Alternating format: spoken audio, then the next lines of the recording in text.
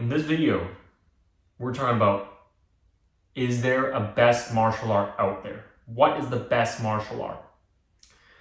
If you've seen the other videos that we've done, you will know where this is going pretty quickly. Right off the bat, there is no best martial art style, guys. There's no such thing, okay? And I'll go on to explain why. Every martial art that was invented at some point in human history served a different purpose during that time. There are some styles that are very, very, very old, like wrestling, for example. And that's always going to exist in humanity, right? However, long we go, thousands of years into the future, wrestling will always kind of be there because it's the most basic and it's the most oldest skill ever, okay? Two people meet in the middle. One guy tries to push the other guy off. One guy tries to push the other guy the other way. And then they start wrestling. And then whoever gets taken down on the ground usually ends up dead because they would either get stomped on or they would get stabbed by weapons. So wrestling is very, very old, and that's the objective of wrestling, is to get the other guy either pushed off somewhere or taken down on the ground so that they might be killed, okay? So every martial art solves a different problem at some point in humanity, okay? A martial art like Aikido, for example, okay, or Japanese Jiu-Jitsu, for example. A lot of people don't know this, but the whole reason why Aikido exists and was effective then and not necessarily so effective now is because back then people had armor, people were wearing, heavy armor, right? Japanese samurai and stuff like that. And they had swords. They were carrying around swords. So if they unsheathed their sword and they cut you down, you'd be dead. So they created a whole martial arts system, Aikido, on just wrist control and wrist locks, okay? If you didn't control the guy's wrist and you can control the guy's, sword on when they're gonna draw, that means you saved your life. You saved your own life, right? Because they're wearing all this heavy armor, you can't throw them anyway, okay? You can't go up to them, grapple them, throw them, or anything like that. It's too heavy, too big, too bulky. The only way you can control them is through the small joint manipulation, like their wrist. Boom, grab the wrist, don't let them draw their sword, don't let them kill you, and then flip them, and then subdue them later, okay? So people that say, Aikido sucks, Aikido doesn't work, this, that, they're not looking into the historical context of when that martial art was created and what it was created for, okay?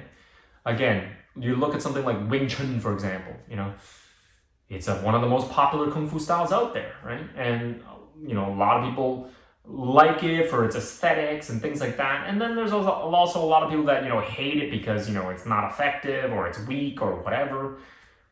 There's so many varying levels of quality of Wing Chun, okay? You can't just look at, examples out on the internet or out on the YouTube or whatever, and then you see guys getting beat in fights like, Muay Thai versus Wing Chun or boxing versus Wing Chun and all those kinds of stupid examples where anything can happen, right? It doesn't necessarily mean that is a representative of that martial art, you know what I mean?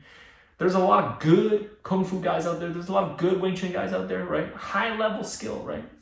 They're older because it takes a long time to get good at that martial art.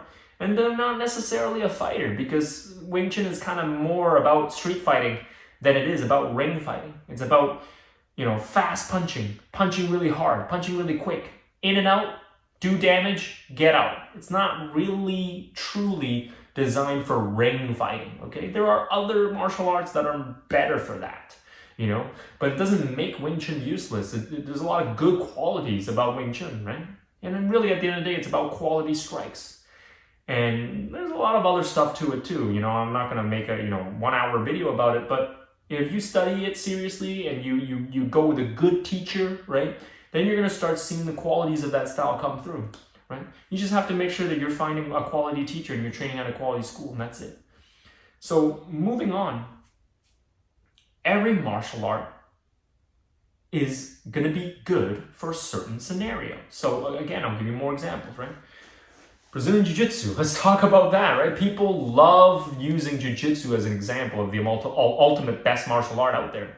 Maybe in this era, maybe in the last 10 years, maybe in the last 20 years, maybe in the future, in the next 20 years, that would be true Because nowadays people have reached a level of comfort where people live in cities, they work, they work, and then they raise families, they live sort of like a city person's lifestyle. They need a martial art where they can get physical but still stay safe. And jiu-jitsu kind of hits all those marks. It checks off all those boxes. You can get as physical as you want because you're grappling somebody on the ground. It's very effective from a self-defense one-on-one scenario, okay? Not anything that's not one-on-one, okay? It's very effective in a one-on-one self-defense scenario. And it's relatively safe to train. You're not going to get injured. You're not going to get punched in the face.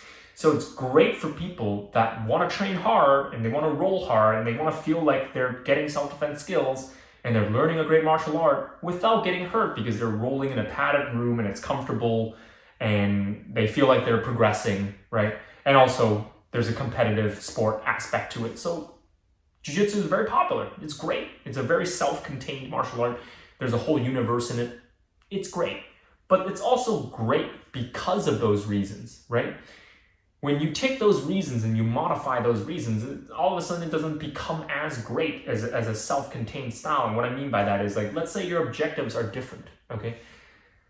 Let's say you're training something, you want to train for the street, let's say, okay? Well, rolling on the ground with somebody on the street is not the best way to defend yourself. No, you probably want to run away. You probably want to punch a guy a couple times and run away, right? And jiu-jitsu won't teach you that, right? Jiu-jitsu nowadays is very sport specific. Pull guard, roll on the ground, go for a leg lock, that kind of thing. In real life, you probably don't want to do that. There might be more than one person going after you. They might stomp you, they might kick you, they might have weapons, right? Or if you try to lock up a submission, they might just take you up and slam your head on the concrete, right? So you have to understand that jiu-jitsu is not the king of all martial arts either. It just satiates a certain demographic. And it satiates a certain need, which is controlled violence or a controlled self-defense, but with 100% resistance, right? Which is really, really good for that objective. But outside of that, maybe not the best, right? So you need other martial arts to help you achieve different goals, okay? Boxing, same thing, right? Great punches, right? Great, ability to train your punches, your head movement, your footwork, things like that. Great for cardio, right? Great for, staying in shape, right? Keeping fit, right?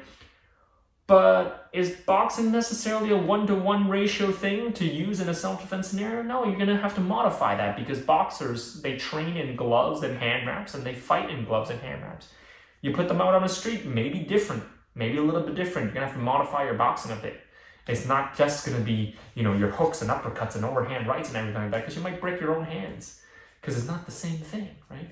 So then all of a sudden maybe boxing is less effective in a real street fight scenario. There's still going to be boxing techniques that you're going to use, obviously, but not at a 1-to-1 ratio. You might need something else. You might need some karate, because it's empty hand, You might need some kung fu in there, right? Because it's empty hand. Right? You might need some, judo in there, or some type of throwing art in there, right? Boxing's not necessarily great for that, right? Also, boxing, no kicks, right? So then people move on to Muay Thai. They love to use Muay Thai as an example. Hey, Muay Thai is the best. It's the most complete striking art. I agree. It is the most complete striking art. It's got punches, knees, kicks, elbows, right? It's got the clinch, right? It's got good sweeps, right? It's got the most devastating kicks, right? It's great. It's great as a martial art. It's great as a fighting art. It's great as a competitive sport art. Honestly, not that many bad things to say about Muay Thai. But again, it's kind of like boxing in a way where if you want to use Muay Thai for street fighting, you got to modify it a little bit. You're not just going to throw, boom, boom, boom, boom, and then leg kick, boom, boom, boom, leg kick. You got to modify a little bit, okay? You got to be lighter on your feet, right? Because what if you're standing in your classical flat-footed Muay Thai stance, like you might trip and fall. Someone might just bum rush you. They might just tackle you onto the ground and you lose your footing, right? Kind of slow and flat-footed, right? You might need a more mobile style. You might need a more, movement-based style or an evasive style, right? And then if you want to talk about in the context of, MMA, Muay Thai has great strikes, but not necessarily the best movement, right? So people can catch you off guard with in and out movement from styles like karate or from styles like taekwondo, where they're lighter on their feet and they're faster. Or, in terms of a wrestling perspective, they can shoot in on you if you're a Muay Thai guy and you're kind of like slow on your feet and you love to plant your feet like that, then you get taken down, right? Or you might get hit because it's less about the evasive, it's more about the power. So you have to kind of like sit down on your strikes all the time. So there's always pros and cons and advantages and disadvantages to every different style. And of course, there's pros and cons to those karate and taekwondo styles too, right? Sometimes they're a little bit too movement-based, they're a little bit too point-based, and they lack a little bit of finishing power, right? Just depends who you are, how you train, what you want to train for. Grappling styles, all kinds of styles, Shaijiao, Judo, Sambo. Sambo is a hybrid art, right? It's got judo in there, it's got wrestling in there, and it's got the grappling in there, and it's got some strikes, right? And then you have something like Sanda, which is again hybrid style. You got punches, kicks, all kinds of punches and kicks. And you got all kinds of trips and throws and takedowns too. So there's so many different martial arts styles, right? And of course, all the styles that are in between those styles, weapon styles, right? Iaido and Kendo and, all those kinds of things where you only want to train weapons, okay? Filipino martial arts, you name it, right? So there is no martial art that's the best. You just have to identify, first of all, what you want out of a martial art. If that martial art is suited for you, right? There's some other videos that we've made that talk about that. And then how effective is that martial art for the scenario that you're training for? Right? Don't get that twisted, guys. Don't get that confused, okay? Just because a certain martial art is very effective for the ring or very effective for MMA, it's not exactly the same thing as being effective for the street or being effective for self-defense. You got to kind of, get that objective in your head, right? Don't just think that, okay, if you're a world-class boxer or if you're a world-class Muay Thai guy, doesn't automatically mean you're going to survive a self-defense, confrontation. Or if you're a world-class jiu-jitsu guy, doesn't necessarily mean you're going to survive a self-defense confrontation.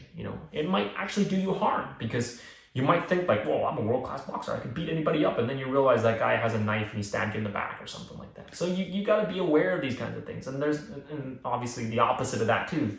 Just because you train all these other self-defense reality-based martial arts, Krav Maga and whatever, doesn't automatically mean you're going to be able to stop a knife attack and stuff like, that's not going to happen either, right? The best case scenario, again, in our other video that we addressed, is just to run away. So really, there's no best martial art. You have to do your own research. You have to pick the martial art that you think is right for you. And also you have to pick the martial art that actually matches with what your idea and what your expectation and what your acceptance of that martial art, what it actually is. Like, it has to match with your philosophy. It has to match with your idea. And this is like a deeper level of what I'm talking about here, is that there's certain people that are just operating on a very shallow level, right? They probably already clicked close on this video. They never made it to this part of the video. The guys that are very shallow, they just think in terms of, well, what are the results? They only think about, well, what does it look like? Or do any famous fighters use this martial art, And they only look at that and they're like, you know what, I'm going to train boxing, or I'm going to train Muay Thai, and I'm going to train BJJ. But they don't really think about how that martial art works in conjunction with them. They might not be good at BJJ. They might not be good at Muay Thai, right? Just because you choose BJJ as your martial art and you think it's the best doesn't mean you're going to be Damian Maya. Doesn't mean you're going to be Gordon Ryan, right? You're still going to have to do the work to actually get good at jiu-jitsu, right? You're going to choose, some people might choose Muay Thai because, everybody uses Muay Thai in the UFC. I want to be like Sain Chai. I want to be like Bokar. I want to be like everybody. Okay. Or any other famous Muay Thai person, right? Just because they've done a really good job in Muay Thai doesn't mean you're going to be at the same level as them. So they're not really thinking very deeply, right? They have a surface level knowledge, or they have a surface level appreciation of certain martial arts that they think that works, or they think is best for them. They actually have no idea that until you actually train that martial art for 5 years or more or longer, actually competed with that martial art, actually get to a high level with that martial art, you actually don't know if that martial art is good for you yet or not, right? You might train that style for 10 years and you realize, oh, okay, I actually like this more now. Or you train this style for 20 years and you're like, well, it's time for me to move on. I might like this now, right? And people change with the times too. Your body changes, your personality changes, your experiences change you, right? So your idea of the martial arts is also very important, right?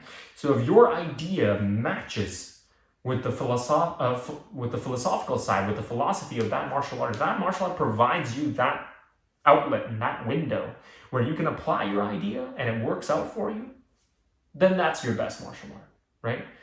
So remember that human psychology, we gravitate towards the things that we tend to be good at. So we will like certain things that we are actually good at. So the best martial art for you is very individual. Like you might be really good at grappling, then that is the best martial art for you. Some other person might be really great at striking. You know what? That martial art is great for them. And some people may be really flexible. So they would love to do all these high-flying spin kicks and everything like that. That martial art might be great for them. So the best martial art for one person is not going to be the best martial art for another person. Okay? That's why there's no such thing as the best martial art on earth. We are all human beings. We're all different. We have different attributes. We have different physical structures. We have different brains. We have different personalities. And we have different varying experiences. And we have different goals. And we have different environments. Right? We all come from different backgrounds. So one martial art that might be popular in one country and we're from that country, we might do that martial art just because it's popular, because it's the cool thing to do. And then there's another martial art that maybe we would never touch with a 10-foot pole because it's not cool. It's, people don't practice that here. And then you go to a different part of the world and it's the exact opposite. Everybody does that martial art and nobody does this martial art. There's no best martial art. You just have to figure out what objective that you're trying to achieve and then choose that martial art and make sure that that martial art is in alignment with who you are. Happy training.